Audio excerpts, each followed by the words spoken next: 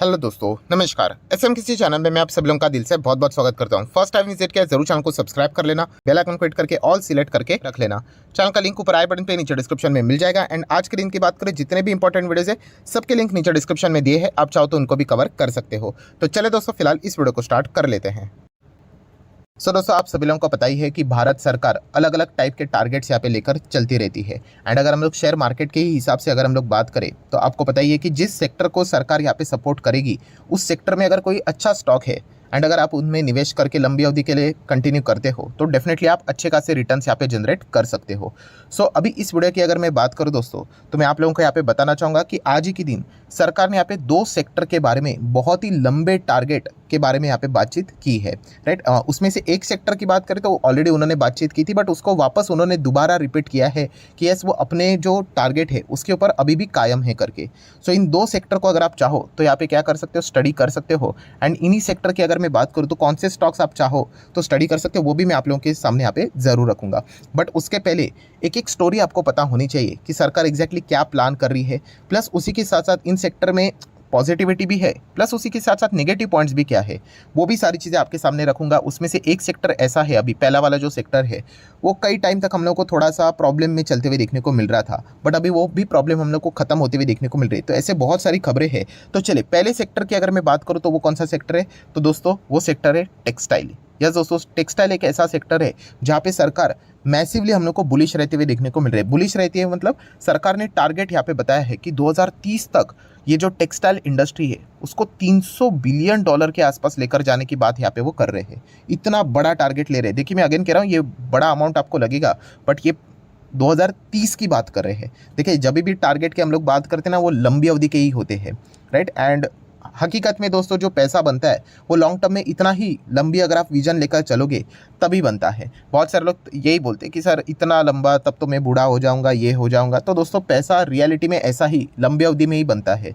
तो ये जो पॉन्जी स्कीम वाले होते हैं ना, वो इसी चीज़ का फ़ायदा उठाते हैं कि आपको बोलेंगे अरे देखिए 2030 किसने देखा है, हम आपको 3 महीने में ही यहाँ पे पैसा दे देंगे, और फिर वो आपको पता ही है कि कैसे स्कैम यहाँ पे करते हैं। तो इसलिए कहना चाहूँगा दोस्तों, जो रियल पैसा बनता है दोस्तों, जो असली जो चीज़ें होती है ना दोस्तों, उनको टाइम लगता है। राइट, तो ये पॉइंट आपको पता होना चाहिए। तो सरकार ने खुद टारगेट देखिए आगे का रखा हुआ है। एंड जो अभी की जो इंडस्ट्री चल रही है टेक्सटाइल की, ठीक है, वो अगर एक्स है तो सरकार ने कहा है कि 2030 में उसको वो 3x तक लेके जाना चाह रहे, मतलब ट्रिपल टारगेट उन्होंने यहाँ पे रखा है।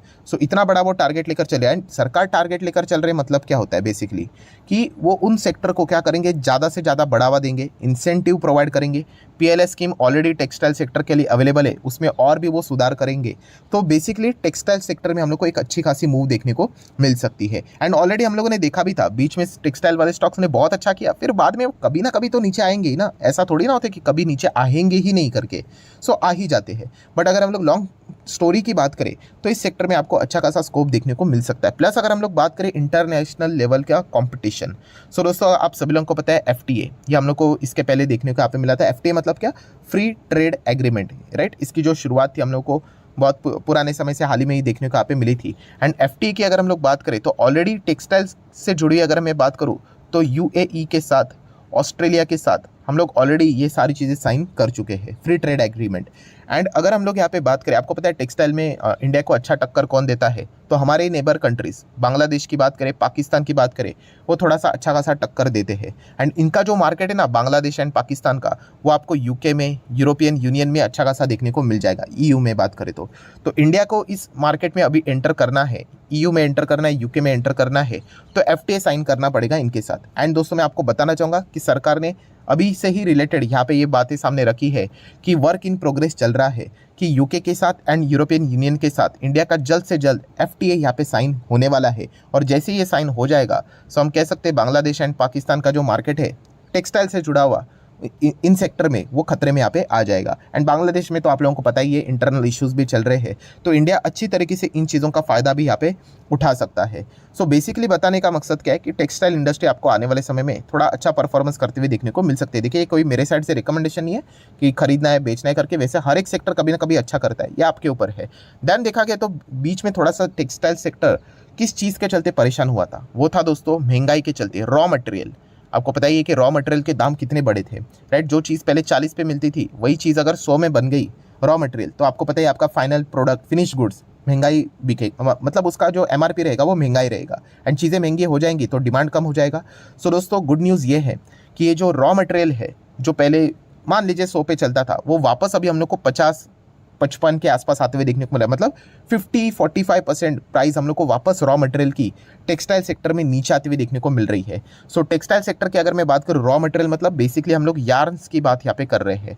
सो डेफिनेटली हम लोग यहाँ पे कह सकते हैं इसका फायदा जो फाइनल प्रोडक्ट टेक्सटाइल से जुड़े हुए कंपनीज हैं उनको भी यहाँ पे मिल सकता है। एंड इसी को अगर आप चेक करने जाओगे तो जो स्पिनिंग वाली जो कंपनीज होती है जो यार्न से रिलेटेड ही अपना बिजनेस करते हैं, उनके भी आप शेयर पैटर्न्स को देख सकते हैं, 5-5, 6-6% की तेजी है, राइट। ये जितने भी स्टॉक्स है सिर्फ आपको एक ओवरव्यू दे रहा हूँ, ये कोई रिकमेंडेशन नहीं है। स्पिनिंग मिल्स की बात करें तो 6-6% की तेजी हम लोग को इन्हीं में इसलिए देखने को यहाँ पे मिल रही है। सो बेसिकली बताने का मकसद क्या है दोस्तों कि ये जो रॉ मटेरियल है वो अभी सस्ता होते हुए देखने को यहाँ पे मिल रहा है, तो नो डाउट इनके लिए हम कह सकते हैं कि पहले प्राइस बढ़ना अच्छी बात रहती है, बट इतना प्राइस बढ़ जाएगा कि कोई खरीदेगा ही नहीं, तो फिर फायदा क्या, तो वॉल्यूम्स तो गिर ही जाते हैं।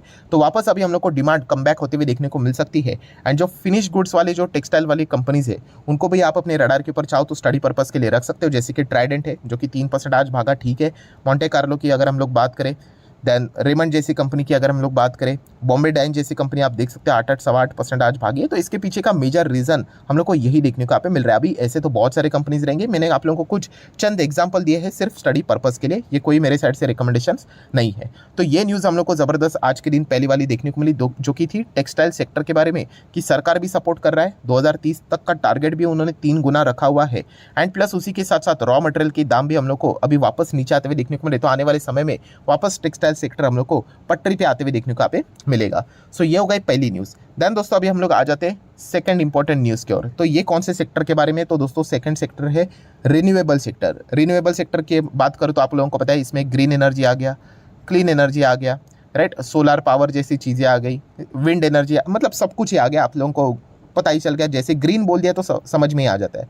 सो इस सेक्टर के अगर मैं बात करूँ तो दोस्तों आज ही के दिन आप यहाँ पे चेक कर सकते हो, तो government on Wednesday 5th April announced a plan to add 250 gigawatt of renewable energy capacity in the next 5 years to achieve its target of 500 gigawatt of a clean energy by 2030।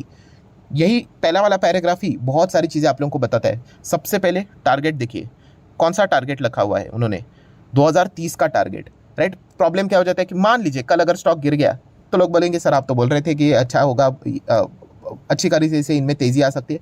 अरे 2030 की बात हो रही है बॉस, लंबी अवधि की बात होती है। आप छोटा वाला जो दिमाग है ना, मतलब उसमें कोई गलत बात नहीं, आप ट्रेडर हो तो चल जाएगा, एग्री, बट आप इन्वेस्टर हो, लॉन्ग टर्म इन्वेस्टमेंट करते हो तो वॉलेटिलिटी तो रहेगी ना। ये फैक्टर आप लोगों को पता है यहाँ पे होना चाहिए। जैसे हम बात करते हैं निफ्टी 20 जाएगा, 30 जाएगा, 40 जाएगा, तो वो लंबी अवधि की बात करते हैं, वो कल क्या होगा उसकी बात नहीं करते। तो ये चीज़ें हम लोगों ने यहाँ पे समझनी है। एंड ग्रीन एनर्जी की अगर हम लोग बात करें, राइट, वो कैपेसिटी बढ़ाने की बात कर रहे हैं। सो सेम इस सेक्टर में भी जो कंपनियां काम करती है उनको भी अच्छा खासा इंसेंटिव सरकार की ओर से मिलेगा, इन सेक्टर को भी बढ़ावा दिया जाएगा।